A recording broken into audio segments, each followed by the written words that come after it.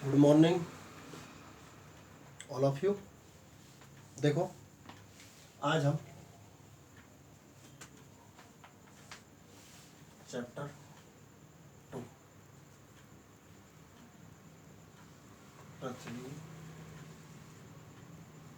की उत्पत्ति एवं विकास,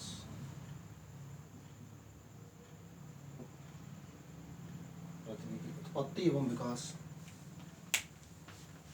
चैप्टर पढ़ेंगे, चर्चा करेंगे। उसमें क्या क्या चीज़ समाहित हैं, क्या है, कैसे उत्पत्ति हुई है इसकी, कैसे इसका उत्पत्ति होने के बाद में कैसे इसका विकास हुआ है, तो उस विषय में हम कर रहे हैं।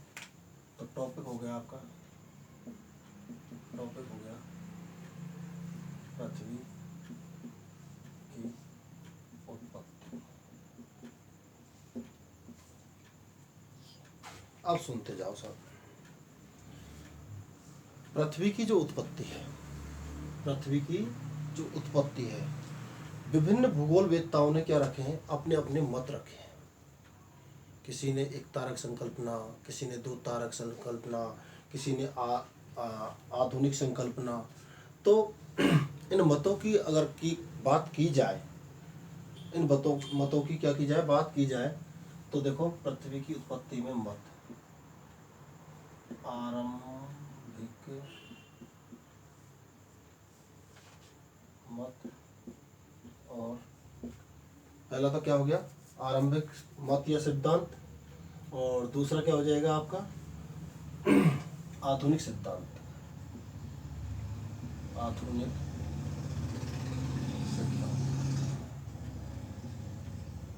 सिद्धांत, आधुनिक सिद्धांत, ठीक है। एक क्या है आरंभिक मत या सिद्धांत ही कर देता हूं। देखो, सिद्धांत, आरंभिक सिद्धांत मतलब आरंभ में जो सिद्धांत थे वो कौन कौन से हैं, और आधुनिक मत में क्या रहा है, ये चर्चा करेंगे अपन। आरंभिक सिद्धांत और आधुनिक मत। आरंभिक सिद्धांत में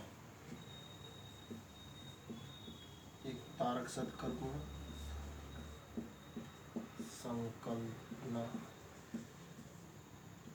और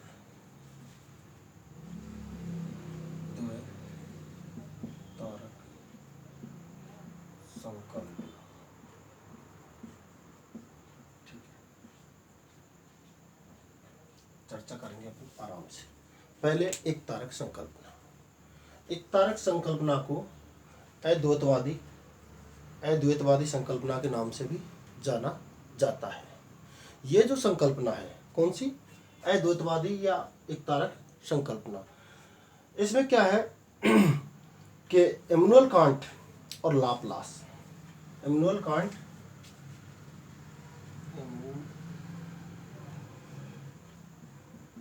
और लाप्लास ने क्या दी है, एक तारक संकल्पना दी है। और इमैनुअल कांट ने तो ये भी कहा है कि तुम मुझे तत्व दो, क्या दो, तत्व दो, और मैं क्या बना दूं, पृथ्वी की दोबारा रचना कर सकूं, दोबारा, ऐसा कहा है इमैनुअल कांट ने। और ये किसके जनक है, एक तारक संकल्पना के। किसके जनक है, एक तारक संकल्पना के। किसके जनक है, एक तारक संकल्पना के। और इन्होंने जो संकल्पना दी है वो किस पर दी है, निहारिका पर, निहारिका के ऊपर संकल्पना दी है। किसके ऊपर दी है, निहारिका के ऊपर संकल्पना दी है इमैनुअल कांट और लाप्लास ने इसका मत दिया है, ठीक है। तो ये अपन को ध्यान रखना है, एक तारक संकल्पना में क्या होता है कि एक ही है जो भी है, कहने का मतलब उत्पत्ति का ऐसा बताया था कि भाई एक पिंड था,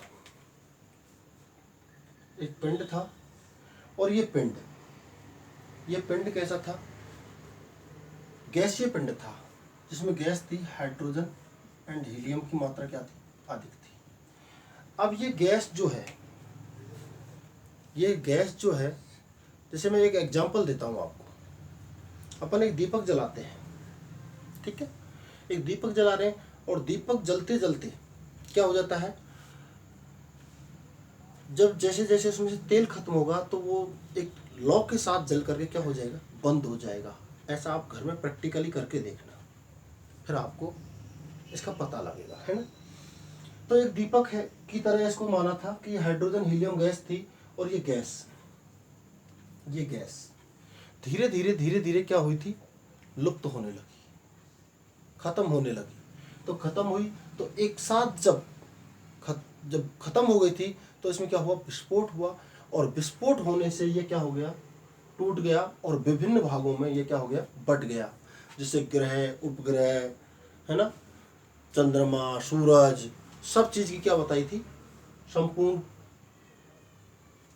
सौर मंडल की क्या बताई थी, उत्पत्ति बताई थी, एक पिंड से, अकेले से।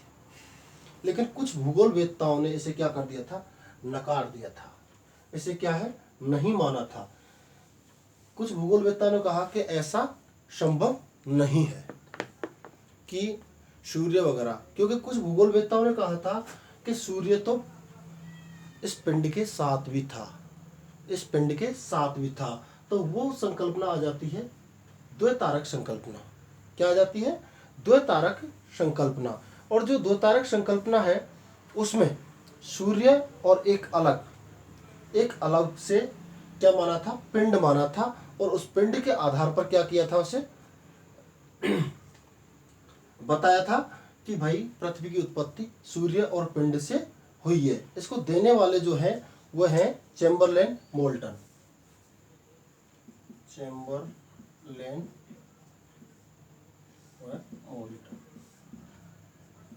ठीक, चैम्बरलेन व मोल्टन, वहाँ इमैनुअल कांट और कौन हो गए, लाप्लास। यहाँ पर चैम्बरलेन, मोल्टन।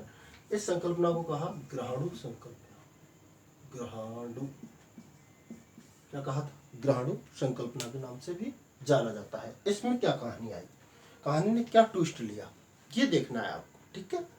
तो देखो, उन्होंने कहा कि ये भाई एक सूर्य है, क्या ये सूर्य है, सूर्य है, ठीक जी, और ये कोई पिंड है, हाइड्रोजन हीलियम का। ये पिंड किसके संपर्क में आया, इस सूर्य के संपर्क में। तो इसकी परिधि का जो टेम्परेचर है वो करीब 6000 केल्विन है ना, वर्तमान स्थिति में। तो उस टाइम पे तो और ज्यादा होगा, यहाँ 1.5 करोड़ लमसम होता है, ठीक है। यहाँ से क्या है, सौर विकिरणें निकलती है। तो ये जैसे ही संपर्क में आया तो हाइड्रोजन हीलियम जो गैस हैं वो कैसी हैं, ज्वलनशील हैं, और ज्वलनशील है तो संपर्क में आते ही ये इसमें क्या हो गया, विस्फोट हो गया, और ये खंडित होने के बाद में क्या हो गया, 9 ग्रहों में क्या हो गया, परिवर्तित हो गया। कितने ग्रहों में, 9 ग्रहों में क्या हो गया, परिवर्तित हो गया, ठीक। 9 ग्रहों में परिवर्तित हो गया, उनमें से एक पृथ्वी भी क्या था, ग्रह था, पृथ्वी भी क्या था, ग्रह था। और इसकी हमने चर्चा खूब सारी की थी ना, ठीक है। लेकिन इन 9 ग्रहों में से एक 2006 में, ध्यान रखना, साथ साथ ही बता देता हूँ, 2006 में हटा दिया है प्लूटो, ठीक। इसको बोना ग्रह घोषित कर दिया है, क्योंकि ये अपनी कक्ष में परिक्रमा नहीं करता है, अपने कक्ष में परिक्रमा नहीं करता है। तो अब ग्रहाणु कैसे हुई साहब, तो ये जो छोटे छोटे गोलक हैं धीरे धीरे धीरे धीरे से पुनः क्या हो रहे, जुड़ने लगे, और बड़ा गोलक के रूप में निर्माण हुआ, तभी तो ग्रह बने थे। इसलिए इस संकल्पना को ग्रहाणु संकल्पना के नाम से भी जाना जाता है, चैम्बरलेन की, ठीक है। ये नीहारिका की थी, क्योंकि गैसीय बादल थे, गैसीय बादल संगठित हो रहे थे, पिंड बन रहा था, तो ये किसके नाम से थी, नीहारिका के नाम से। तो ये जो संकल्पनाएं हैं, ये जो संकल्पना है कौन कौन सी, एक तो क्या है, एक तारक संकल्पना, और दूसरी क्या है, 2 तारक संकल्पना। एक तो क्या है, एक तारक संकल्पना, और दूसरी क्या है, 2 तारक संकल्पना। तो एक तारक संकल्पना में तो क्या क्या बोला आपने, निहारिका, और 2 तारक में क्या बोला, ग्रहाणु। देने वाले Immanuel Kant, Laplace, Chamberlain, molten, है ना। यहाँ तक कोई दिक्कत नहीं। अब देखो एक तारक से संकल्पना है, निहारिका क्यों आया? क्या हाइड्रोजन हीलियम गैस थी और कुछ नहीं था। तो हाइड्रोजन हीलियम गैस धीरे धीरे धीरे धीरे धीरे धीरे क्या हुई, एकत्रित हुई। एकत्रित होने के बाद में वो क्या क्या निर्माण कर लिया उसने, एक पिंड का निर्माण कर लिया, एक पिंड बन गई। और पिंड में धीरे धीरे क्या हुआ कि विस्फोट हुआ, और विस्फोट से जो निर्माण हुआ तो वो क्या हुआ, तमाम सौरमंडल का निर्माण हुआ था। तो क्या हुआ, निहारिका संकल्पना कहलाई।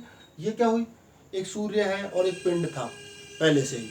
जब पिंड है तो क्या हुआ, पिंड विस्फोट हुआ। विस्फोट होने के कारण क्या है, अणु बिखर गए थे और धीरे धीरे संगठित हुए और बड़े गोलक के रूप में क्या हुए, परावर्तित हुए। और गोलक के रूप में जब परावर्तित हुए तो वो क्या कहलाई, ग्रहाणु संकल्पना। तो ये था आरंभिक सिद्धांत। ये क्या था, आरंभिक सिद्धांत। कौन सा है, आरंभिक सिद्धांत। आगे जो अपन क्लास में पढ़ेंगे वहां से पढ़ेंगे हम आधुनिक सिद्धांत, जिसमें हम पढ़ेंगे क्या है, ब्रह्मांड की उत्पत्ति वगैरह, तारों का निर्माण वगैरह। तो वो किस में पढ़ेंगे अपन, आधुनिक सिद्धांत में पढ़ेंगे। किस में पढ़ेंगे, आधुनिक सिद्धांत में। और वो कहाँ पढ़ेंगे, नेक्स्ट क्लास में। कहाँ पढ़ेंगे, नेक्स्ट क्लास में। ठीक है, कोई दिक्कत नहीं ना? ठीक, मिलते हैं नेक्स्ट क्लास में। Thank you.